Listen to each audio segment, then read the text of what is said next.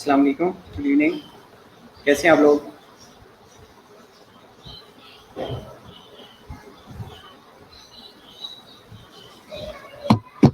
Okay, बाकी लोग कहाँ पे हैं?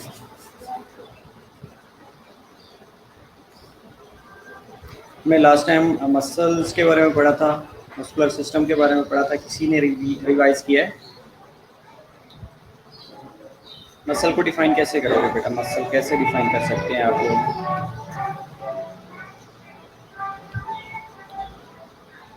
ओके ओके, मसल को कैसे डिफ़ाइन करोगे? वालेकुम अस्सलाम, थैंक यू बेटा, अल्हम्दुलिल्लाह, जज़ाकल्लाह। ऑल आर फाइन ना? जब तक बाकी लोग ऑनलाइन नहीं होते, हम लास्ट लेक्चर को रिव्यू कर लेते हैं, उसके बाद हम कंटिन्यू करेंगे आज स्केलेटल मसल पे। Okay, how will you define?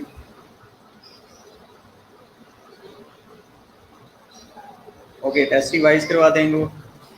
Test में क्या रिवाइज करवाना है बेटा? ब्लड के चैप्टर में क्या डिफिकल्ट लगता है आपको, बताएं, अभी रिवाइज कर लेते हैं जब तक बाकी लोग ऑनलाइन नहीं आते। आप बताएंगे कि ये चीज़ डिफ़िकल्ट है, मैं वो रिवाइज कर देता हूँ। जल्दी, अगर आप लोगों ने पढ़ा है ब्लड का चैप्टर तो उसमें क्या आपको मुश्किल लगा है? If you have any query तो पूछ लें।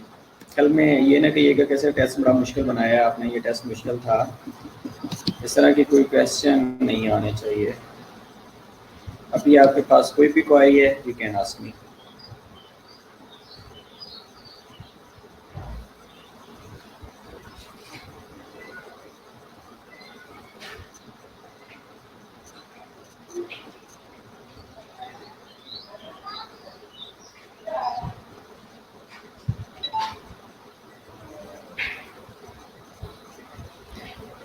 सो ब्लड के चैप्टर में से कुछ भी ऐसा जो आप लोगों को मुश्किल लगा हो, आप लोगों की समझ में आई हो, यू कैन आस्क मी। अच्छा, इससे पहले आप लोगों में से किसी ने कोई व्हाट्सएप पे क्वेश्चन पूछा हुआ था, और काइंडली मैंने सैटरडे को वाले दिन व्हाट्सएप को क्लीन कर दिया था। आई फॉरगेट कि मैंने आपको आंसर करना था, वो काइंडली अब भी अगर आप पूछ सकते हैं तो पूछ लें।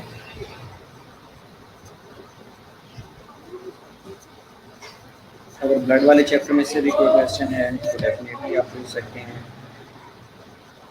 बाकी हम आज मसल को कंटिन्यू कर लेंगे।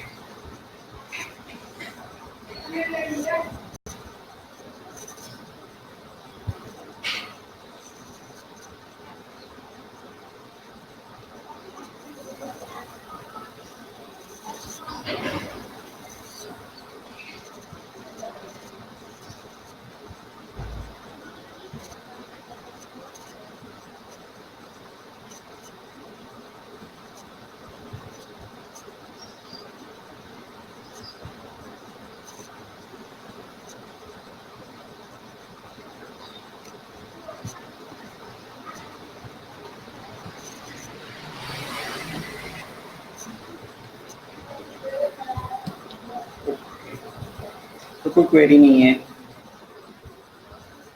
अच्छा, ब्लड का चैप्टर बुक से कर सकते हैं? डेफिनेटली यस कर सकते हैं आप। क्लियर है? Okay good. ओके, फिर स्वेंट इशू होता है जो कि अच्छा एक्सटेंड और रिलैक्स करता है। बंडल ऑफ फाइबर्स होते हैं, good. Bundle of fibres, good. तो आप लोगों ने पढ़ा होगा मसल के बारे में। तो अभी again have a query regarding blood, आप पूछ सकते हैं। Test will be quite difficult, ये आप लोगों को पता होना चाहिए मेरा टेस्ट किस तरह का होता है। बाकी एग्जांपल्स आप अपने सीनियर से भी पूछ सकते हैं कि टेस्ट किस तरह का होता है।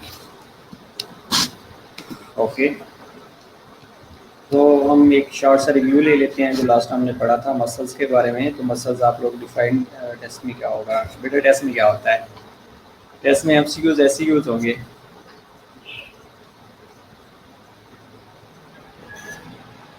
नहीं, एमसीक्यूज और एससीक्यूज बोथ होंगे। अच्छा, तो आज रिव्यू ले लेते हैं मसल्स के बारे में कि हमने लास्ट टाइम मसल्स के बारे में कुछ चीज़ें पढ़ी थी। बाकी लोग कब तक ऑनलाइन हो जाएंगे? It's almost 2:08 PM। 2:08 हो गए हैं, तो सबको रिक्वेस्ट किया करें, आप लोगों की बात मानी जाती है कि मैक्सिमम 2:10 तक आप ऑनलाइन हो जाया करें।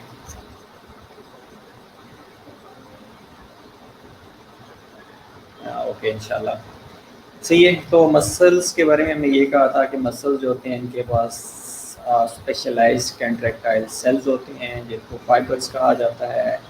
3 टाइप्स हमने पढ़ी थी, that was very very important, और इनका जो डिफरेंशिएशन था दैट वाज मोस्ट इम्पॉर्टेंट है। तो डिफरेंशिएट आप कैसे कर सकते थे, जिनमें स्केलेटल मसल थे, स्मूथ मसल थे, कार्डियक मसल्स थे।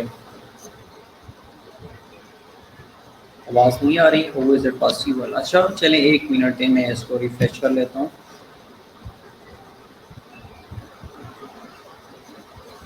ओके श्योर, 5 मिनट पहले टेस्ट, उससे पहले आप लोगों को फ्री कर दूंगा। बेटा ऑनलाइन पे SCQs कैसे करेंगे? आप लोगों को ऑनलाइन SCQs दिया जाएगा और आपने टाइप करना होगा उसको। ओके, आप मोबाइल से भी कर सकते हैं, लैपटॉप से भी कर सकते हैं, इट्स अप टू यू। क्या मोबाइल यूज़ कर रहे हैं या आप लैपटॉप यूज़ कर रहे हैं? ओके श्योर, 5 मिनट पहले फ्री कर दिया जाएगा। इसके अलावा और कोई क्वेरी है, लेट मी नो। ओके, तो हम मसल्स पढ़े थे जिसमें टाइप्स ऑफ टिश्यू भी डिस्कस किए थी, 3 टाइप्स ऑफ मसल्स और उनकी differentiation. That slide was very very important. Yes, on the base of structure, function, location, physiological function की बेस पे हम बेटा MCQs भी हैं और SCQs भी हैं, दोनों होंगे। ओके, ये वो स्लाइड्स थी जो कि बहुत ही इम्पोर्टेंट स्लाइड्स थी। SQs करना मुश्किल होगा नहीं, मुश्किल बिल्कुल भी नहीं होगा। आपको क्वेश्चन दिया जाएगा, आपने उसका आंसर करना होगा और आंसर ज़रा सोच समझ के कीजिएगा। टू द पॉइंट मेंशन चीज़ें करनी है, ये नहीं करना कि पूछा कुछ जा रहा है और आप बता कुछ रहे हैं। अगर इस तरह का आप ब्लेंडर करेंगे या आंसर कुछ और देंगे तो विल बी मार्क 0। ओके, जो लोग मेरा क्लास अटेंड नहीं कर रहे हैं उनको मेरा मैसेज कन्वे कर दीजिएगा कि उनकी एब्सेंट लगती जा रही है, और अगर एब्सेंट में उनकी अटेंडेंस लेस दैन 85% जो कि SNC की रिक्वायरमेंट है उससे कम होगी तो they will not be eligible to attend UHS final examination. Ali Hamza always absent होता है लेकिन आज प्रेजेंट हो गया है। लेट्स सी कि अली हमजा के साथ क्या होने वाला है, क्योंकि क्लास ले ही नहीं रहा और इसकी अटेंडेंस स्टार्ट होती जा रही है। ओके, तो इस स्लाइड्स को हम डिस्कस अगेन कर लेते हैं कि मैंने लास्ट में भी बताया था कि 2 टाइप्स ऑफ मसल टिश्यू होते हैं जिनकी हम फिजियोलॉजिकल फंक्शन के ऊपर, उनकी लोकेशन के ऊपर और उनकी कंट्रोल के ऊपर हम ये डिफ्रेंशिएट कर रहे होते हैं। स्केलेटल मसल्स थे, कार्डियक मसल्स थे और विस्टल या स्मूथ मसल्स भी इनको कहा जाता है, जिसमें हमने ये कहा था कि जो कार्डियक और विस्लर मसल्स हैं these are involuntary in nature. अच्छा, आप लोगों ने एक क्वेश्चन पूछा था मेरे से। क्वेश्चन क्या था? आई रियली फॉरगेट, और मैंने अपना जो व्हाट्सएप है वो भी क्लियर कर दिया था। क्वेश्चन आप अगेन पूछ सकती हैं।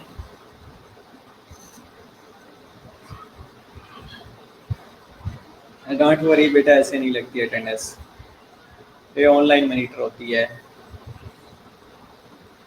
ओके, तो अगर किसी ने क्वेश्चन याद हो कि क्वेश्चन क्या था तो आप अभी पूछ लें ताकि मैं आपको आंसर कर दूं।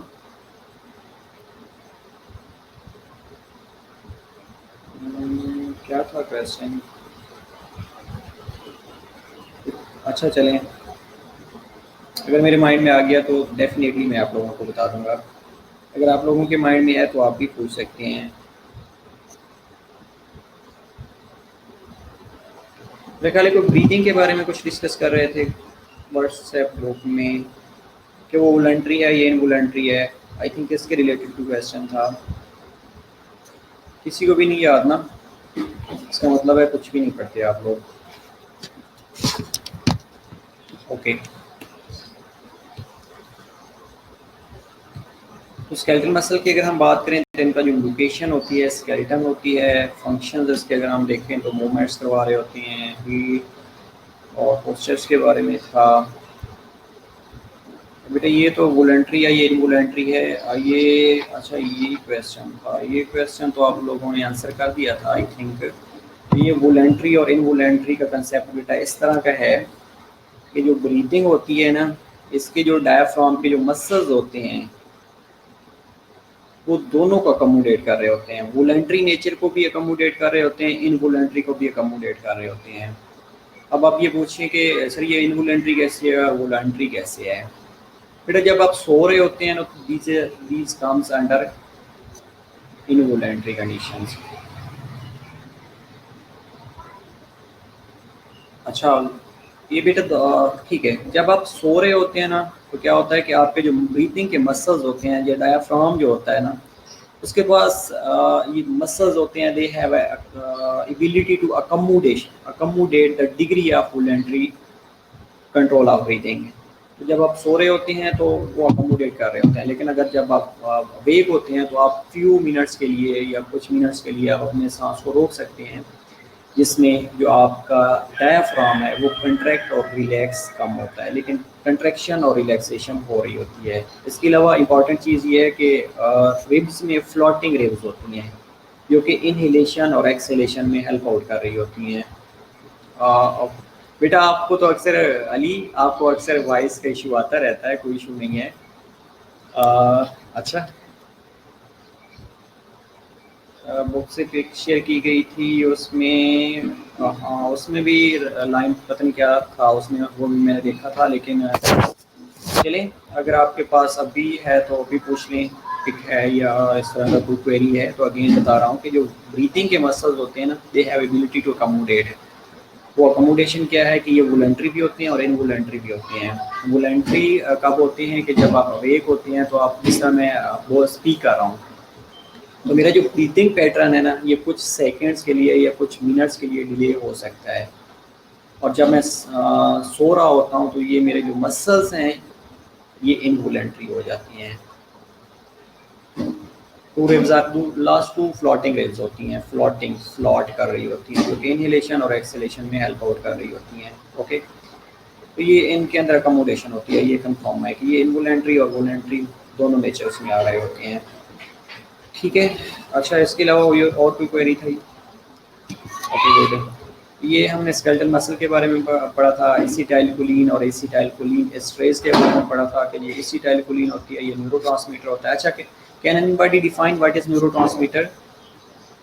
लास्ट हमने डिटेल में डिस्कस किया था कि न्यूरोट्रांसमीटर क्या होती हैं। कोई बता सकता है कि न्यूरोट्रांसमीटर क्या है या किसी को भी नहीं पता? न्यूरोट्रांसमीटर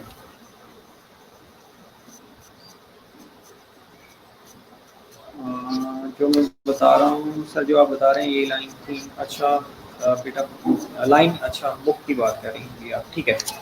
तो मेरे न्यूरोट्रांसमीटर को कैसे डिफाइन कर सकते हैं? न्यूरोट्रांसमीटर्स क्या होते हैं? लास्ट टाइम हमने बड़ी डिटेल के साथ न्यूरोट्रांसमीटर्स को डिफाइन किया था कि न्यूरोट्रांसमीटर्स कोई केमिकल सब्सटेंसेस होते हैं, है ना।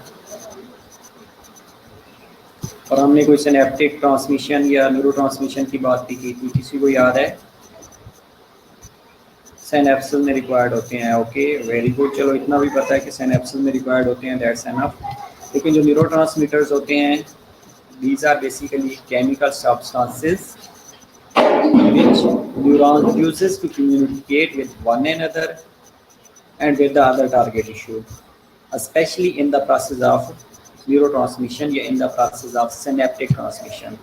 तो उसको हमने कहा था कि ये हमारे न्यूरोट्रांसमीटर्स हैं। Okay very good, chemical substances हैं। इसके अलावा हमने ये भी कहा था कि जो न्यूरोट्रांसमीटर्स और हार्मोन्स होते हैं उनके अंदर क्या डिफरेंस होता है। ओके वेरी गुड, ठीक है।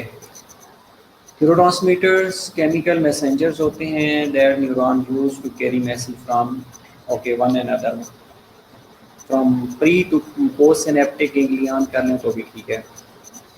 ठीक है वेल, तो ये जो एसिटाइलकोलिन है ये एक न्यूरोट्रांसमीटर है और जो इसको डिग्रेड कर रहा होता है या उसको फंक्शन को इनहिबिट कर रहा होता है, that enzyme is known as acetylcholine esterase.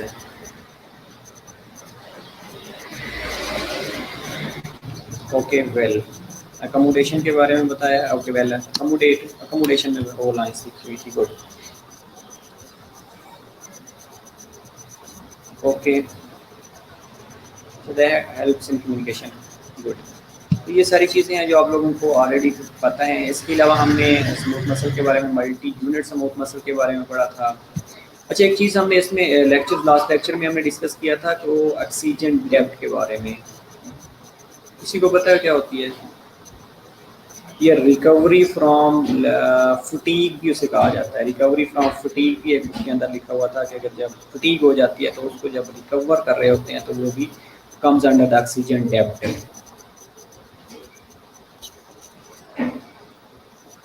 Okay बेटा।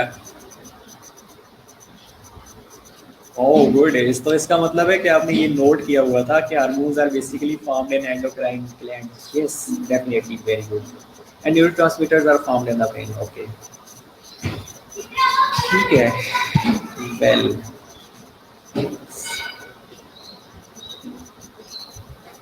Oxygen depth, D E P T, depth. Okay, oxygen depth आपको पता है क्या है? ओके, और इसका दूसरा नाम ये भी है कि रिकवरी फ्रॉम फटीग या again generation of ATP. Recovery from fatigue भी कह सकते हैं कि जब लैक्टिक एसिडोसिस हो चुकी होती है, लैक्टिक एसिड अकमुलेट हो चुका होता है, तो उसने जब नॉर्मल रिटर्न होके नॉर्मल फंक्शन करने होते हैं मसल में, तो उसको भी रिकवरी फ्रॉम द फटीग भी कहा जाता है। ओके, एटीपी के बारे में हमने डिस्कस किया था। मसल के लिए क्यों ज़रूरी होती है, दैट इज़ ये वो कंडीशन थी जिसको हमने कहा था कि ये ऑक्सीजन डेप्थ है। और ये इम्पोर्टेंट है, ये क्वेश्चन भी आ सकता है ऑक्सीजन डेप्थ के बारे में, याद रखिएगा। ओके, इसके अलावा conditions in which the muscles has lost its ability to contract, इसके अंदर कॉजेज क्या हो सकती हैं कि अकमुलेशन ऑफ लैक्टिक एसिड, या लैक्टिक एसिड बहुत ज़्यादा अकमुलेट हो चुका होता है। इसके अलावा interruption of the blood supply to the muscle. इसके अलावा motor neuron loses its ability to release acetylcholine into the muscle fibre. ये सर्टेन कंडीशंस हो सकती हैं जिनके अंदर जो प्रोडक्शन ऑफ एनर्जी मिनिमाइज हो सकती है, या मसल के अंदर फटीग हो जाती है, तो मसल क्या करते हैं, इजीली मूव नहीं कर सकते, या उनके अंदर जो कंट्रक्शन और रिलैक्सेशन की एबिलिटी है वो कम होती है।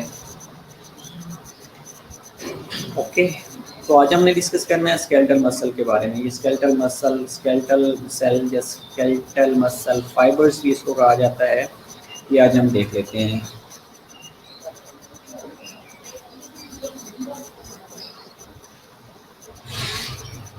ओके, जब हम काफ़ी देर के लिए एक्सरसाइज करते हैं तो वहाँ पे ग्लूकोज और ऑक्सीजन की डेफिशिएंसी होती है, तो उसके रिजल्ट में पायरुविक एसिड बनता है। That pyruvic acid will be converted into lactic acid. कब कन्वर्ट होगा? जब उसको ऑक्सीजन और ग्लूकोज नहीं मिलेगी। लैक ऑफ ऑक्सीजन और लैक ऑफ ग्लूकोज की वजह से एटीपी कम जनरेट होती है। जब एटीपी कम जनरेट होएगी तो वहाँ पे क्या होगा कि एनारोबिक मेटाबॉलिज्म स्टार्ट हो जाती है, एनारोबिक रेस्पिरेशन होना स्टार्ट हो जाती है। तो उसके रिजल्ट में पायरुविक एसिड बनता है। पायरुविक एसिड को ब्रेक डाउन करने के लिए अगेन ऑक्सीजन और ग्लूकोज रिक्वायर्ड होती है, लेकिन ग्लूकोनियोजेनेसिस हो रही होती है। ग्लूकोनियोजेनेसिस एक ऐसा प्रोसेस होता है in which the glucose molecules are formed other than carbohydrate source. Gluconeogenesis भी उसको, ओके शोर अब खत्म हो गया बेटा, है ना।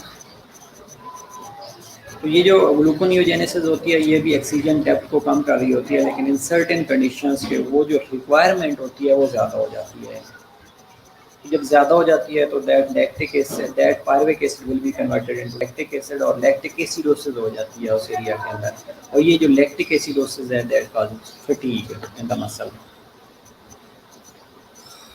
ओके, तो आज हम डिस्कस करते हैं स्केलेटल मसल के बारे में। ये skeletal muscle, skeletal cells fibres के बारे में। तो skeletal muscles mainly major components of muscular systems होती है। इनकी कंपोजिशन कनेक्टिव टिश्यूज होती हैं।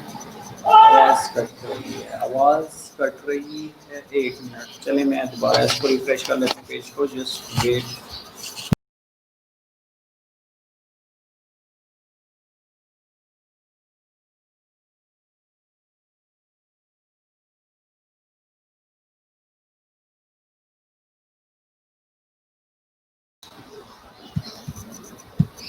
ओके, अब कंफर्म कीजिएगा आवाज़ सही आ रही है।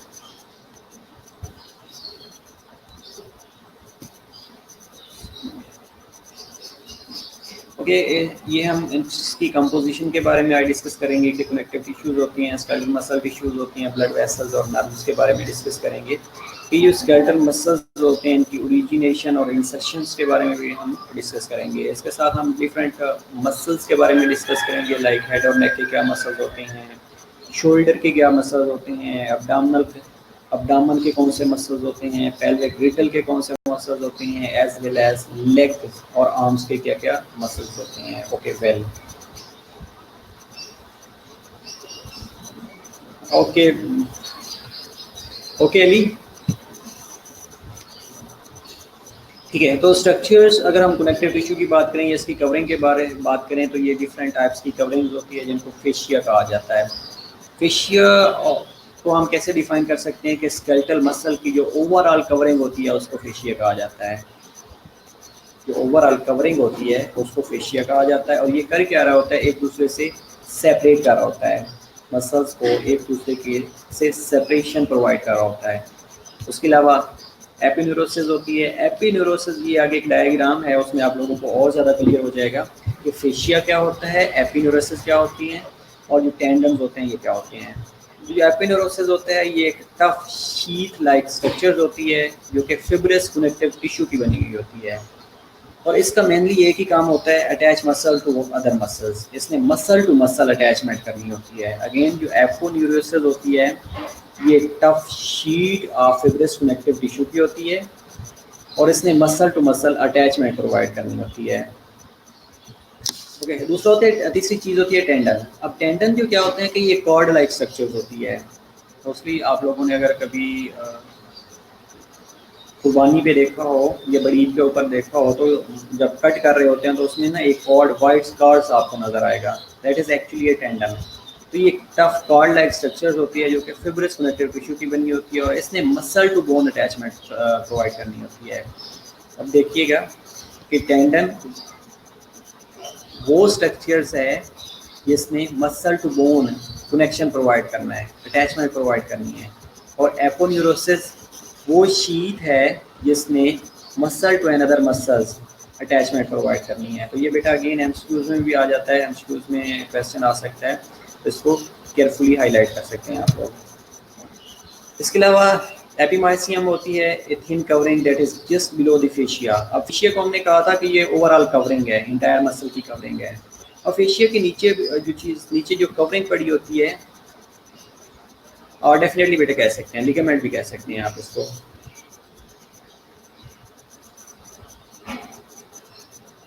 ओके बेटा कह सकते हैं डेफिनेटली कह सकते हैं, ठीक है। तो एपिमाइसियम ये होती है कि वो कवरिंग जो जस्ट बिलो द फेशिया पड़ी होती है। अब फेशिया को हमने आवाज़ नहीं आ रही बेटा, आवाज़ का आपका नेटवर्क का इशू होगा, यहाँ पे सिग्नल अच्छे हैं, नेटवर्क की स्पीड भी अच्छी है। आप थोड़ी सी अपनी लोकेशन चेंज करके देखिएगा। अच्छा, एपिमाइसियम की बात कर रहे थे। एपिमाइसियम एक थिन कवरिंग होती है जो जस्ट बिलो द फेशिया पड़ी होती है। अब फेशिया को हमने ये कहा था कि ये entire covering of skeletal muscle होती है। अब जब इंटायर कवरिंग की बात करेंगे तो इसका मतलब है कि जब फेशिया के नीचे जो कवरिंग पड़ी होगी,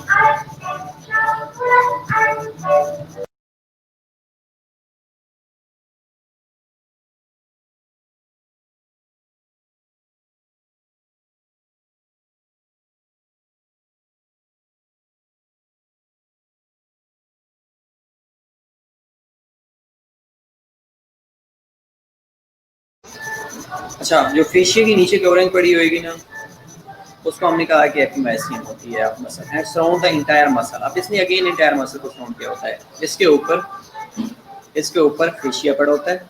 फेशिया के नीचे जो कवरिंग होती है उसको एपिमाइसियम कहते हैं। उसके बाद पेरीमाइसियम होती है और एंडोमाइसियम होती है। ये आगे स्लाइड्स के अंदर एक पिक है, वो आप देखेंगे तो आपको इजीली अंडरस्टैंडिंग हो जाएगी। ओके, मोटरवे पे सही है। तो पेरीमाइसियम में connective tissue that divides the muscle into sections called fascicles. उसके बाद अगर हम नीचे आएँ तो पेरीमाइसियम पड़ी होती है, ऊपर एपिमाइसियम होती है, नीचे पेरीमाइसियम होती है, और पेरीमाइसियम जो होती है ये क्या करती है कि मसल्स को सेक्शन में डिवाइड कर देती है। अब जब ये सेक्शन में डिवाइड होएंगे तो हर सेक्शंस को हमने फेसिकल्स का नाम लेना है, फेसिकल्स।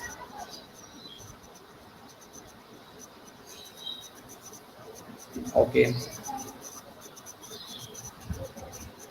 बेटा गली में खेल रहे हैं बच्चे। Okay good. सही है, तो बच्चों का शोर आ रहा है, मेरी आवाज़ नहीं आ रही है ना। ओके, तीसरी जो होती है एंडोमेट्रियम होती है, ये कवरिंग ऑफ कनेक्टिव टिश्यू होती है that surrounds the individual muscle cell. जो इंडिविजुअल हर एक मसल सेल्स को अगर okay well you are travelling okay have a safe journey बेटा। तो हमने तीन तरह की टिश्यू कनेक्टिव टिश्यू पढ़ी हैं, कवरिंग्स पढ़ी हैं, जिनके अंदर एपिमायसियम आती है, पेरीमायसियम आती है और एंडोमायसियम आती है।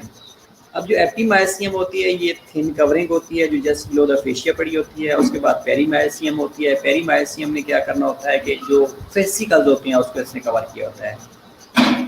अब फेसिकल्स क्या है बेसिकली कि जो पेरीमायसियम है ना, ये जो कनेक्टिव टिश्यू है ये मसल्स को डिवाइड करके सेक्शन में डिवाइड कर देती है, और वो जो सेक्शंस होते हैं उनको फेसिकल्स कहा जाता है, और फेसिकल्स को जो कवर कर रही होती है उसको पेरीमायसियम कहा जाता है। ओके। तीसरी होती है endomysium, covering of connective tissue that surrounds the individual muscles. अब जो इंडिविजुअल मसल्स को एक एक मसल्स को कवर कर रही होती है उसको कहा जाता है एंडोमायसियम। ओके, ये स्लाइड्स देखिएगा, इसमें आप लोगों को इजीली समझ आ जाएगा कि मसल्स ए फेसिकुलस और ए फाइबर्स ऑल विजुअलाइज, जिसके अंदर पेरियोस्टियम होती है। पेरियोस्टियम वो कवरिंग होती है जो बोन के ऊपर पड़ी होती है। देन टेंडन्स होते हैं जिसको हमने एक वाइट कॉर्ड का नाम दिया है। देन हमने कहा कि एपिमायसियम होती है, एपिमायसियम जो कि फेशिया के बाद मसल को कवर कर रही होती है। उसके बाद अगर हम नीचे आए तो पेरीमायसियम है, ये देखिएगा कि यहाँ पे पेरीमायसियम है, और एंड पे एपिमायसियम अगेन आपको नजर आएगी कि हर एक इंडिविजुअल मसल को कवर करना शुरू कर देती है। और ये फेशिया, अगर फेशिया से आप अपवर्ड जाएं तो एपिमायसियम आती है, देन पेरीमायसियम आती है, और एंड पे जाके एंडोमायसियम आ रही होती है। और फेसिकल्स जिसको हमने कहा है कि ये पार्टीशन में डिवाइड हो जाते हैं, ये सेक्शंस में डिवाइड हो जाती हैं, और एंड पे ये मायोफिब्रल्स में कन्वर्ट हो जाती हैं। मायोफिब्रल्स ये सेल्स इनको कहा जाता है, मसल फाइबर्स कहा जाता है। ठीक है, ओके। तो ये अगेन आपको और इजी अंडरस्टैंडिंग हो जाएगी कि फेसिकल्स की कैसे पार्टीशन हुई होती है। तो ये जो आउटर कवरिंग होती है अराउंड द फेशिया उसको पेरीमायसियम कहा जाता है। उसके बाद सैटेलाइट सेल्स होते हैं। सैटेलाइट सेल्स क्या करते हैं कि ये इंफॉर्मेशन गैदर कर रहे होते हैं। अब मसल्स की कंट्रैक्शन या रिलैक्सेशन होने के की भी इंफॉर्मेशन कलेक्ट कर रहे होते हैं। इसके अलावा अगर कहीं पे कोई मसल्स के अंदर फटीग की कंडीशन हो जाती है तो ये वो भी जो डाटा होता है ये कलेक्ट कर रहे होते हैं सैटेलाइट सेल्स। इसके अलावा अगर माइटोकॉन्ड्रिया देखा जाए तो एनर्जी सोर्स है, एनर्जी प्रोड्यूस करा रहा होता है। और एंड पे अगर इनसाइड सेल आएंगे, इनसाइड मसल्स आएंगे तो एंडोमायसियम आपको मिलेगी, और इसमें अगेन आपको मायोफिब्रल्स मिलेंगे, मसल फाइबर्स मिलेंगे, और सार्कोलीमा और सार्कोप्लाज्म मिलेगा। सार्कोलीमा हमने कहा था कि मसल्स की जो कवरिंग होती है, और सार्कोप्लाज्म जो कि साइटोप्लाज्म होता है मसल्स का। साइटोप्लाज्म को हमने सार्कोप्लाज्म कहा था, और सार्कोलीमा को हमने ये कहा था कि ये मसल्स की जो कवरिंग होती है उसको सार्कोलीमा कहा जाता है। ओके, ये तीन चार चीज़ें बेटा इंपॉर्टेंट हैं। अगर आप लोगों को ये समझ आ गई तो आगे लेक्चर ईजी हो जाएगा आप लोगों के लिए। इसके बाद अगर हम बात करें कि अटैचमेंट कैसे होती है, ये एक्शन ऑफ स्केलेटल मसल कैसे होता है, तो दो तरह से होता है, one is origin and other is insertion. ये ओरिजिन और इंसर्शन इंपॉर्टेंट है। तो actions depends largely on what the muscles are attach to.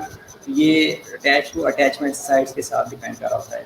इनका जो एक्शन होता है depending on the attachment site. अब वो जो अटैचमेंट साइट है वो क्या है कि ओरिजिन क्या है और इंसर्शन क्या है। अब इसके लिए ओरिजिन क्या चीज़ है,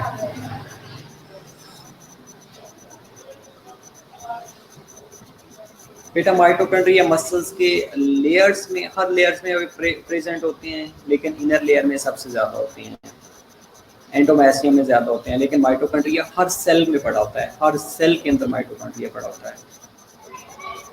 इसलिए कि हर मसल्स के अंदर एक्शन पोटेंशियल हो रहा होता है, हर मसल्स के अंदर कंट्रैक्शन और रिलैक्सेशन हो रही होती है, और हर मसल्स में जब कंट्रैक्ट और रिलैक्स करना होता है they need energy, they need ATP.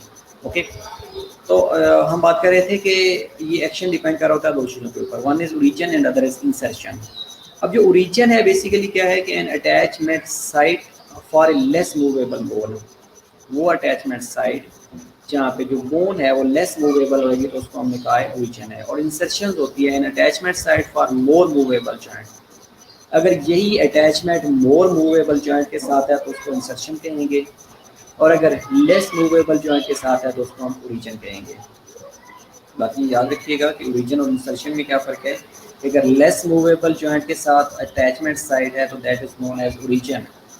अगर मोर मूवेबल जॉइंट के साथ अटैचमेंट है तो that is known as insertion. Okay, तो इसके अलावा हमने डिफरेंट टर्मिनोलॉजीज भी पढ़नी है जिनमें अटैचमेंट में movements usually produce by group of muscles. अब वो जो ग्रुप ऑफ मसल्स हैं उनके अंदर क्या क्या चीज़ आती हैं। उनके अंदर पहली जो चीज़ आती है उसको कहा जाता है primer, prime mover. Prime mover क्या करता है बेसिकली कि muscle responsible for most of the movement. अब जितनी भी मूवमेंट्स हो रही होती है उसके लिए प्राइम मूवर का होना जरूरी होता है। दूसरे होते हैं सिनर्जिस्टिक्स। सिनर्जिस्टिक्स ये होते हैं कि muscle that help the prime mover by stabilising joints. अब सिनर्जिस्टिक्स ये होते हैं कि ये जो भी जॉइंट्स ने मूव करनी होती है, यस बेटा पहले भी होती है। अच्छा, सिनर्जिस्टिक्स ये होते हैं मसल वो होते हैं जिन्होंने जो प्राइम मूवर्स होते हैं ना उनको हेल्प आउट करना होता है। अगर कोई जॉइंट्स की मूवमेंट करवानी है या जॉइंट्स को स्टेबलाइज करवाना है तो सिनर्जिस्टिक्स प्राइम मूवर को हेल्प आउट करके जो जॉइंट्स हैं, जो मूवमेंट्स ऑफ जॉइंट्स हैं उनको स्टेबलाइज कर रहे होते हैं। उसके अलावा एंटागोनिस्ट होते हैं या एगोनिस्ट उनको कहा जाता है। अब ये क्या करते हैं कि प्राइमर को अपोज कर रहे होते हैं। प्राइम मूवर जो है उसको अपोज करके मसल्स को रिलैक्स करवा रहे होते हैं। बेटा जो प्राइम मूवर्स होते हैं वो क्या करते हैं, मसल को कंट्रैक्ट करवाते हैं, मसल की मूवमेंट करवाते हैं। और जो सिनर्जिस्टिक्स होते हैं ना, सिनर्जिस्टिक्स क्या करते हैं कि ये प्राइम मूवर की हेल्प कर रहे होते हैं। और तीसरी चीज़ एंटागोनिस्ट होते हैं। एंटागोनिस्ट ने जो प्राइमर ने मूवमेंट करनी होती है उसकी मूवमेंट को एंटागोनाइज कर रहे होते हैं, उसकी मूवमेंट्स को इनहिबिट कर रहे होते हैं, इसलिए इनको एंटागोनिस्ट कहा जाता है। और ये relax when the prime mover contracts, और ये जब प्राइम मूवर कंट्रैक्ट करता है तो ये रिलैक्स कर रहे होते हैं। समझ नहीं आ रही बेटा, समझ क्या नहीं आ रही। ये बेटा अटैचमेंट है और उसके एक्शन हैं। तीन चीज़ें आपने याद रखनी है कि प्राइम मूवर होते हैं, सिनर्जिस्टिक्स होते हैं और एंटागोनिस्ट होते हैं। प्राइम मूवर में आपने ये याद रखना है कि वो मसल्स जो कि मूवमेंट के लिए रिस्पॉन्सिबल होते हैं। सिनर्जिस्टिक्स आपने ये याद रखना है कि जो प्राइम मूवर की हेल्प करके जॉइंट्स को स्टेबल कर रहे होते हैं। एंटागोनिस्ट को आपने ऐसे याद करना है कि ये जो प्राइम मूवर्स होते हैं उसके एक्शन को एंटागोनाइज कर रहे होते हैं। और ये जब प्राइम मूवर कंट्रैक्शन करवा रहे होते हैं तो ये रिलैक्स कर रहे होते हैं। ओके, होप सो थोड़ा बहुत समझ आ गया होगा। बाकी आप कुछ बुक्स पढ़ेंगे, बाकी नेक्स्ट क्लास में आप मेरे से क्वेश्चन करेंगे तो आपको और ज़्यादा समझ आ जाएगी। ओके, तो ये अटैचमेंट और उसके बाद हमने ये डिफरेंट बॉडी की मूवमेंट्स पढ़नी है। ये बेटा ये सब मसल्स हैं बेटा, ये तीनों एक साथ काम करते हैं। अब अगर एक मसल ने रिलैक्स करना है, एक मसल ने कंट्रैक्ट करना है तो अल्टीमेटली उसने रिलैक्स भी करना है। ये तो नहीं है कि अगर मसल ने कंट्रैक्ट कर दिया तो वो कंट्रैक्शन की हालत नहीं रहेगा। डेफिनेटली अगर मसल ने कंट्रैक्ट किया है तो उसने रिलैक्स भी करना है। तो ये सेम टाइम पे काम कर रहे होते हैं कि जब मसल कंट्रैक्ट करेगा उसको नॉर्मलाइज करवाएंगे, रिलैक्स करवाएंगे। ओके, तो अब बेटा ये जो बॉडी मूवमेंट्स है ना, that is very very important. ये आपने अपने फिंगर टिप्स पे याद करनी है कि ये मूवमेंट्स होती कैसी है। अब जो फ्लेक्शन है बेंडिंग ए बॉडी पार्ट है, किसी भी बॉडी पार्ट को अगर बेंड किया जा रहा है that comes under the flexion.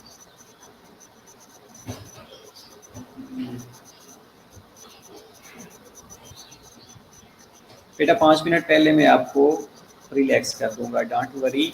तो मैं पहले भी कह चुका हूँ कि आप लोगों को 5 मिनट अब आपका जो माइंड है वो माइक्रो की तरफ है।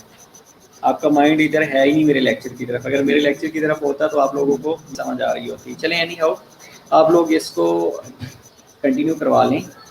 मैं आपको 5 मिनट 2:55 से आपको रिलीव कर दूँगा, ठीक है। आप उसको ओपन करके देख लीजिएगा। हैप्पी? अच्छा, फ्लेक्शन की बात कर रहे थे, बॉडी मूवमेंट्स के अंदर आता है। तो फ्लेक्शन में ये होता है कि bending of the body part. अगर हम बॉडी पार्ट को बेंड कर रहे हैं दैट कम्स अंडर फ्लेक्शन। उसके बाद एक्सटेंशन आता है। एक्सटेंशन में ये होता है कि स्ट्रेचिंग ए बॉडी पार्ट। अब हमने फ्लेक्शन में बेंड किया था और एक्सटेंशन में अगर हम उसको स्ट्रेट कर रहे हैं तो दैट कम्स अंडर एक्सटेंशन। उसके बाद हाइपर एक्सटेंशन आता है, extending a body part past normal anatomical position. अब एक ने नॉर्मली एक्सटेंड होना था लेकिन आपने उससे ज़्यादा एनाटॉमिकल पोजीशन से ज़्यादा उसको अगर एक्सटेंड कर दिया तो that comes under hyper extension. Welcome बेटा। तीन चीज़ें हो गई। पहला हमने कहा कि फ्लेक्शन होता है, फ्लेक्शन में हमने कहा कि बॉडी के पार्ट को बेंड करना। दूसरा हमने कहा कि अगर बॉडी के पार्ट को स्ट्रेट करना है तो दैट कम्स अंडर एक्सटेंशन। और तीसरा हमने कहा कि हाइपर एक्सटेंशन, हमने एक्सटेंड जो नॉर्मली जितना एक्सटेंड हो सकता था अगर उससे ज़्यादा एक्सटेंड कर लिया है, that comes under hyper extension. तीन चीज़ें हो गई। चौथी चीज़ डार्सी फ्लेक्शन है। डार्सी फ्लेक्शन में ये होता है कि पॉइंटिंग द टो अप, अगर जो आपका लेग का टो है ना, अगर उसको आप अप मूव करवा रहे हैं, that comes under dorsiflexion. दूसरा plantar flexion, pointing the toe down. ये याद रखिएगा कि अगर आपने टो को अपवर्ड मूव करवाया है दैट इज डॉर्सी फ्लेक्शन, अगर डाउनवर्ड मूव करवाया है that is planter flexion. I think it's quite easy, आप लोगों को समझने की ज़रूरत है कि जब हम बात करेंगे डार्सी फ्लेक्शन की तो जो टो है, टोज हैं, उसको अपवर्ड मूव करवाना, और the plantar flexion downward toe को मूव करवाना। अबडक्शन, मूविंग के body parts away from the anatomical position. Anatomical position है, आपने बॉडी पार्ट्स को अवे किया है, दैट इज अबडक्शन। अबडक्ट करना। एनाटॉमिकल पोजीशन मिड लाइन बेटा, मिड लाइन से अगर अवे जा रहा है तो ओके। सातवीं चीज अबडक्शन। अबडक्शन का ये मतलब होता है कि ऐड करना, एनाटॉमिकल पोजीशन की तरफ अगर मूव करवाना है। जो मिड लाइन है, टूवर्ड्स मिड लाइन अगर आप मूव कर रहे हैं तो दैट इज अबडक्शन। अगर मिड लाइन से अवे जा रहे हैं तो दैट इज सॉरी, अगर आप मिड लाइन की तरफ आ रहे हैं तो दैट इज अडक्शन, ऐड हो रहा है। अगर मिड लाइन से या एनाटॉमिकल पोजीशन से अवे जा रहे हैं दैट इज अबडक्शन। अबडक्ट करना, दूर लेके जाना, अडक्ट करना, करीब लेके आना। तो अडक्शन और अबडक्शन को याद रखिएगा कि एनाटॉमिकल पोजीशन ले लें या मिड लाइन ले लें। अगर मिड लाइन से आप अवे मूव कर रहे हैं दैट इज अबडक्शन, अबडक्ट करना। अगर टूवर्ड्स द एनाटॉमिकल पोजीशन आ रहे हैं या टूवर्ड्स द मिड लाइन आ रहे हैं तो दैट कम्स अंडर अडक्शन।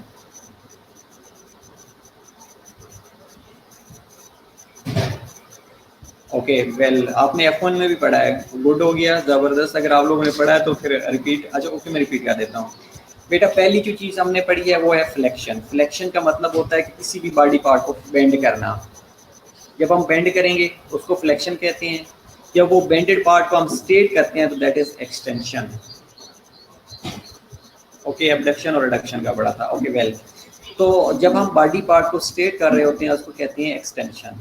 और जब नॉर्मल जितना एक्सटेंड हो सकता था, नॉर्मली जब एक्सटेंड हो गया है उससे ज़्यादा हम अगर एक्सटेंड कर रहे हैं तो that comes under hyper extension. तीसरा डार्सी फ्लेक्शन होता है, पॉइंटिंग द टो अप। अगर आप टो को देखें तो जब आप उसको अप मूव करवा रहे होते हैं वो डार्सी फ्लेक्शन होती है, जब डाउनवर्ड मूव करवाते हैं तो प्लांटर फ्लेक्शन होती है। प्लांटर फ्लेक्शन, डार्सी फ्लेक्शन, और उसके बाद है अबडक्शन। अबडक्शन का मतलब होता है कि आप मिड लाइन से अगर अवे जा रहे हैं या एनाटॉमिकल पोजीशन से अवे जा रहे हैं दैट इज अबडक्शन। अगर मिड लाइन या एनाटॉमिकल पोजीशन की तरफ आ रहे हैं तो that comes under adduction. Adduction का मतलब होता है ऐड होना, अबडक्शन का मतलब होता है कि मूव अवे, दूर जाना।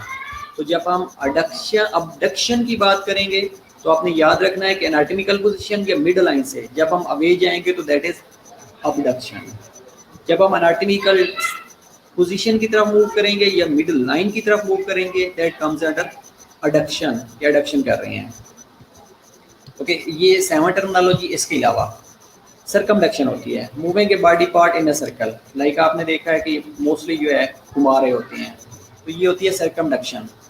कि जो बॉडी पार्ट्स, बॉडी होती है, moving a body parts in a circle, अगर सर्कल में मूव करवा रहे हैं तो दैट इज सर्कमडक्शन। सर्कमडक्शन को सर्कल से याद रखिएगा।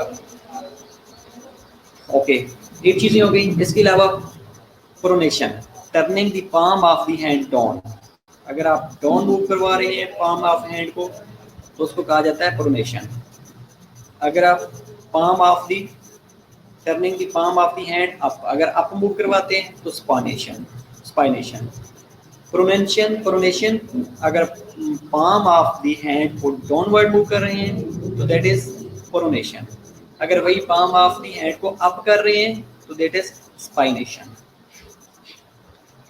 इसके अलावा इन्वर्जन होती है turning the sole of the foot medially. अगर आप मीडियली मूव कर रहे हैं मीडियली तो इन्वर्जन है, अगर लेटरली मूव कर रहे हैं तो इन्वर्जन है, अगर पोस्टीरियरली मूव कर रहे हैं तो रिट्रैक्शन है, अगर इंटीरियरली मूव कर रहे हैं तो प्रोट्रैक्शन है। ये मुश्किल हो गया होगा मेरा ख्याल है आप लोगों के लिए। इन्वर्जन, इवर्जन, रिट्रैक्शन और प्रोट्रैक्शन, ये चार टर्मिनोलॉजी आप लोगों के लिए मुश्किल हो रही होगी, लेकिन ये मुश्किल नहीं है, ये इजी, बहुत इजी है। अब देखिएगा कि जो इन्वर्जन्स है, इन्वर्जन्स में ये है कि turning the sole of the feet medially.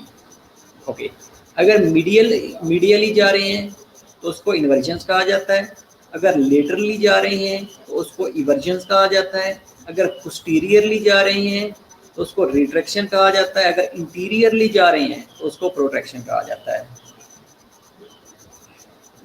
Okay, ये भी टफ है। ओके, ये बेटा ये दो स्लाइड्स बॉडी मूवमेंट्स की बहुत इंपॉर्टेंट हैं। जिस तरह हमने लास्ट स्लाइड्स पे कहा था कि ये मसल्स की टाइप्स, उनके फंक्शंस, उनके साइट्स ऑफ ओरिजिन, उनकी स्ट्रक्चर्स इंपॉर्टेंट है, ये दो स्लाइड्स वैसे ही इंपॉर्टेंट हैं। तो ये बॉडी मूवमेंट्स में एमसीक्यू में आ जाता है कि इवर्जन्स क्या है, इन्वर्जन्स क्या है, रिट्रैक्शन क्या है, प्रोट्रैक्शन क्या है। तो प्रोट्रैक्शन में ये होता है कि अगर बॉडी को हम इंटीरियरली मूव कर रहे हैं, अगर रिट्रैक्शन में हम बॉडी को पोस्टीरियरली मूव कर रहे हैं, इवर्जन्स में अगर हम turning the sole of feet laterally कर रहे हैं, और इन्वर्जन्स में अगर यही turning the sole of the feet medially कर रहे हैं।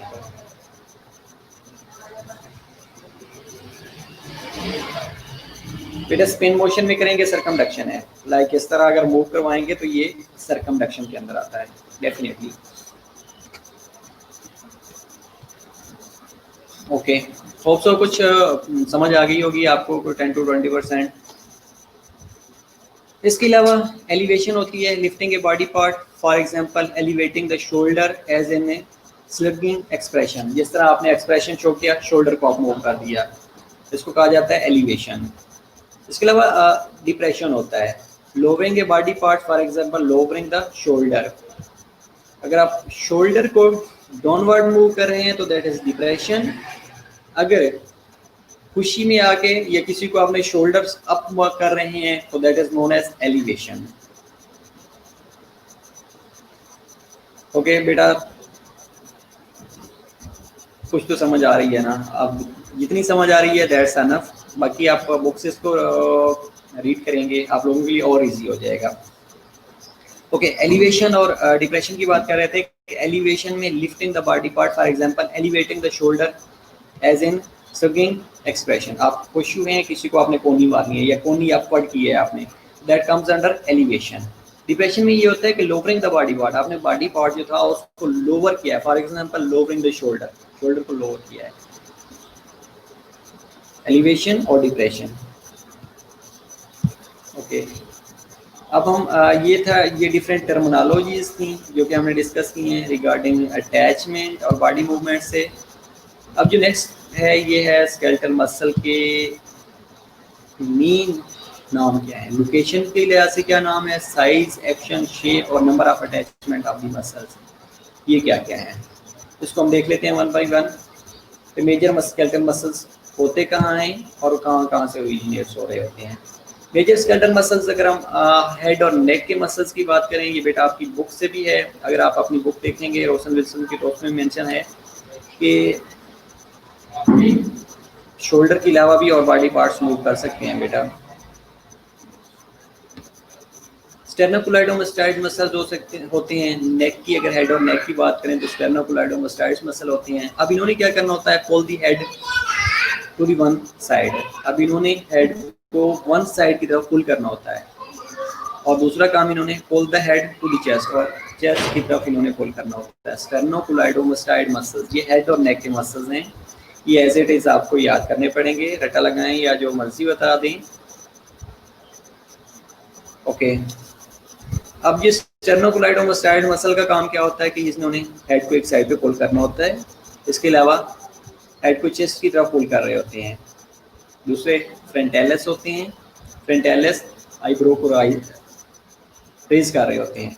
जैसे आप आईब्रोज को रेज करते हैं तो आपके माइंड में आना चाहिए कि आपके जो फ्रंटेलिस मसल्स हैं दैट आर वर्किंग।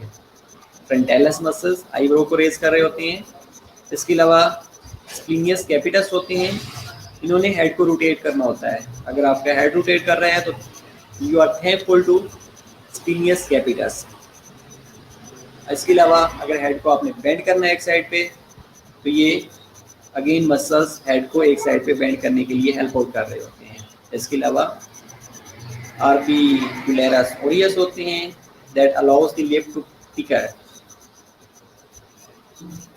ये हमने 4 मसल्स पढ़े हैं हेड और नेक के, जिसमें हमने स्टेर्नोक्लाइडोमास्टाइड्स मसल पढ़े हैं। स्टेर्नोक्लाइडोमास्टाइड मसल ने क्या करना होता है कि हेड को एक साइड पे पुल करते हैं। दूसरा काम हेड को चेस्ट की तरफ पुल कर रहे होते हैं।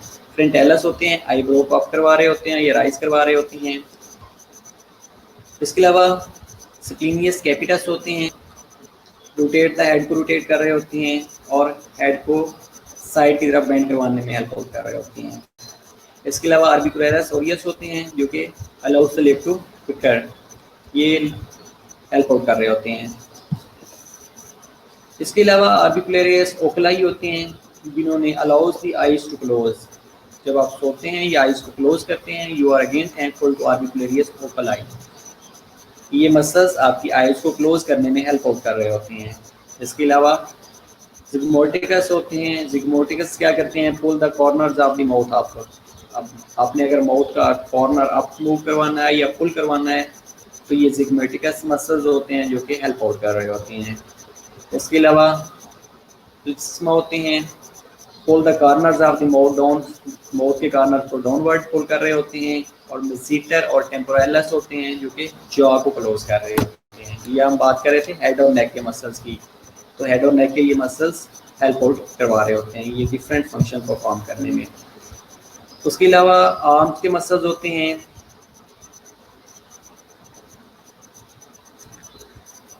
अच्छा बेटा ये शोल्डर के कर लेते हैं, अपर आर्म के कर लेते हैं, फोर आर्म के एंड रिस्ट के। अच्छा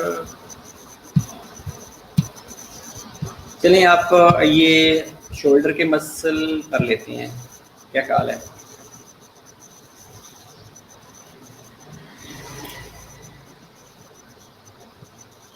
चलिए आज हेड और नेक के मसल तक रहने देते हैं, दैट्स एनफ आई थिंक। आप अपना क्वीज़ रेडी कर लें माइक्रो का, और मेरा क्वीज़ आप लोगों को पता है वेडनेसडे को है।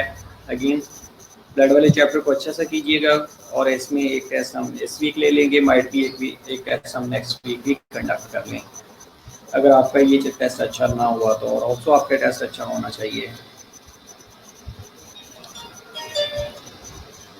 ओके, सी यू इंशाल्लाह in next lectures. Okay, bye bye. Welcome बेटा जी। Okay bye bye. अपना पेज रेडी कर लें फिर।